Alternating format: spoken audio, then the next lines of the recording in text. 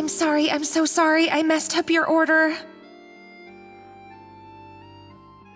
Oh, I wouldn't go that far. Maybe the taste is a little off, but if you hadn't brought it up, I don't think I would have noticed. But, please, you have to forgive me or Chef is gonna... Okay, I know. I'll kneel before you. What the heck? Get up, Monica! Can't you see that you're just making your customer feel more awkward?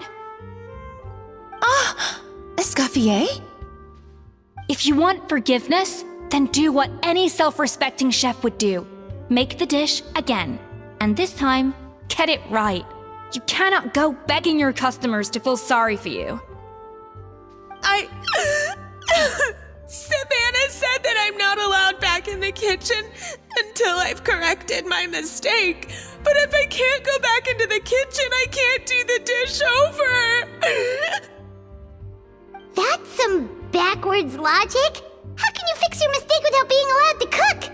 If this is what Fermat had to put up with, then no wonder he had a breakdown. We apologize for interrupting your meal, sir. It's fine.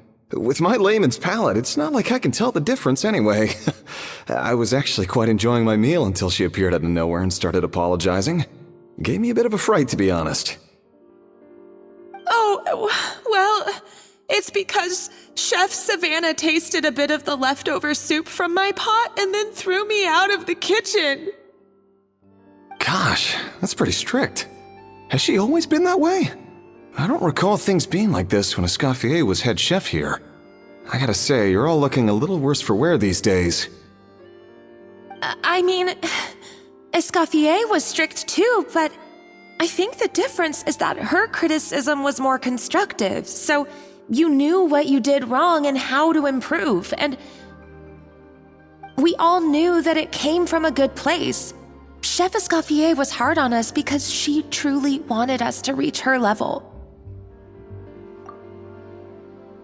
But these days, whenever we make a mistake, we just get told to wake up, get your head in the game, or just do it again. And it's only gotten worse since word got out that Chef Escoffier had started working again in the Fleuve Cendre. Monica, you don't need to call me chef. I'm not the boss here anymore. Yeah, but through no fault of your own. What happened back then, that wasn't on you, and all of us know that. That banquet was a huge event, and so many staff were involved every step of the way. With so many moving parts, there's no way of knowing how that lumiline ended up in the food we served. Lumiline? What's that? A new drug from the Fontaine Research Institute, produced from an extract of the lumitoile. Apparently it sharpens the senses, so they used it to treat people with impaired responses to stimuli. Oh, yeah, I've heard about that. They found out you can use it as a flavor enhancer since it stimulates the taste buds. Makes things pretty addictive. They also found that overuse can have mood-altering effects, and even lead to nerve damage. So it quickly ended up on the guard's list of controlled substances.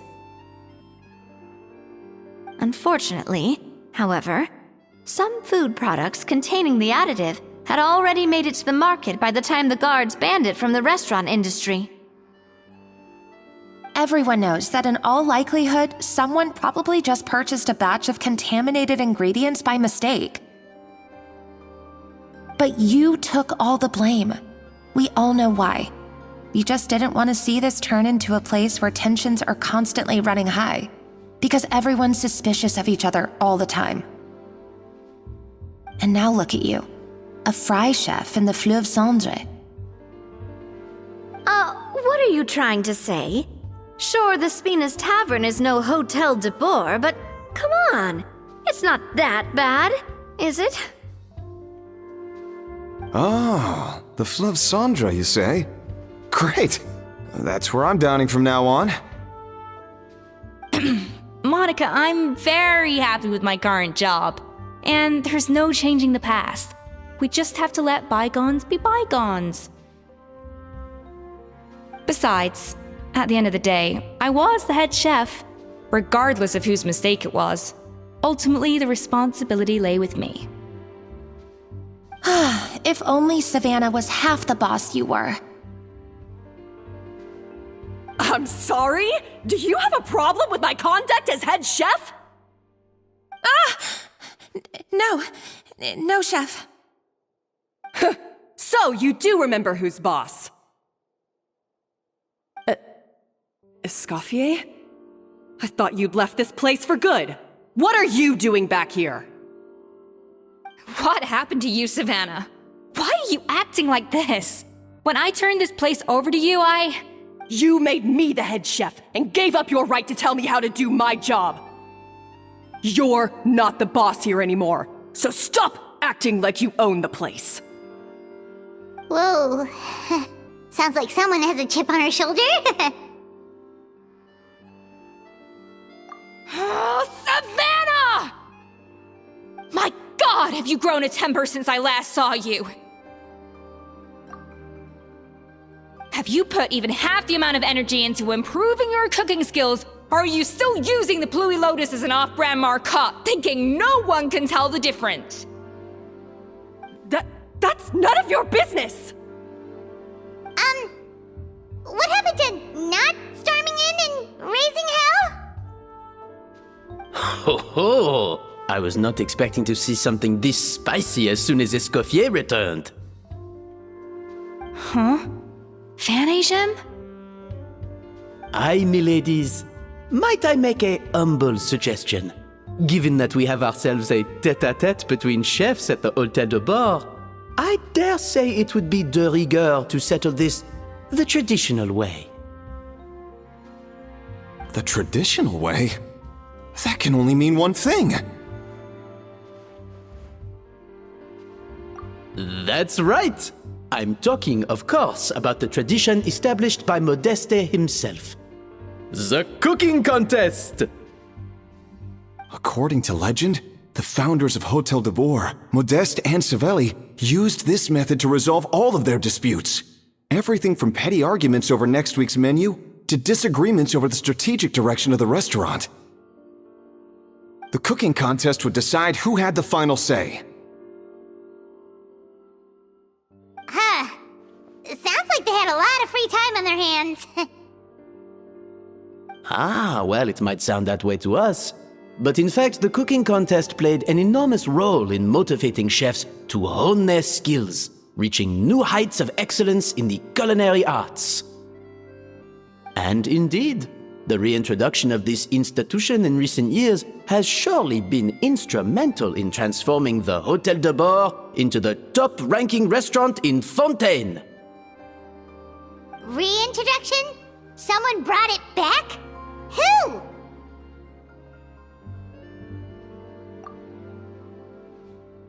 What say you, Escoffier? Surely you of all people won't back down from this challenge.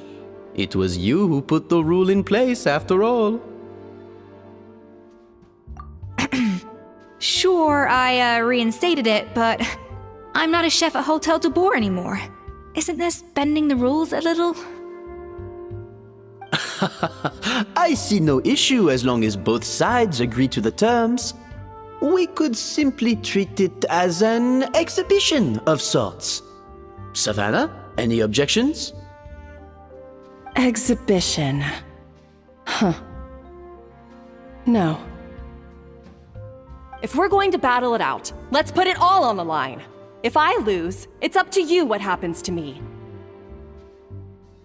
I don't want anything to happen to you. But if you lose, you hand over the Codex de Bord to me.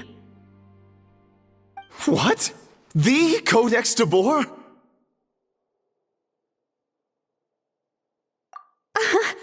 Only the legendary handbook written by the original head chef Modeste. It contains all his secret recipes, including Gâteau de Bord. It's the greatest treasure in Fontaine's culinary world, and only the present and former head chefs of the Hôtel de Bord have the right to read it. performer. Wait, but that already includes Savannah, though. What do you want that old thing for? You have your own copy, don't you? Don't take me for a fool. You know perfectly well what I mean. I want your copy, the original version, the one you took with you when you left us. I'm sorry, I must be missing something. You know, there's no difference between the original and the copy, right? They contain the exact same recipes. Stop trying to change the topic. What's wrong, Escoffier? Scared you're gonna lose to me? Or are you scared of me getting my hands on the original codex? Savannah, you may remember that we gave her the original as a parting gift, to thank Escoffier for her years of service. Asking for it back feels a little, Oh, I'm sure it won't be an issue, as long as both sides agree to the terms. Those were your words, weren't they? And as for the contest itself, let's make it a bake-off. Gâteau de boar, per the recipe in the codex. Well, Escoffier, you against me.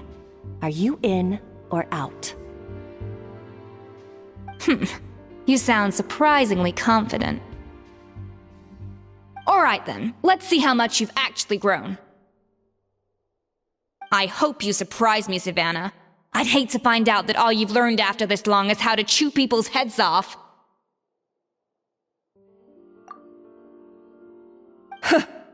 Believe me, I'll show you.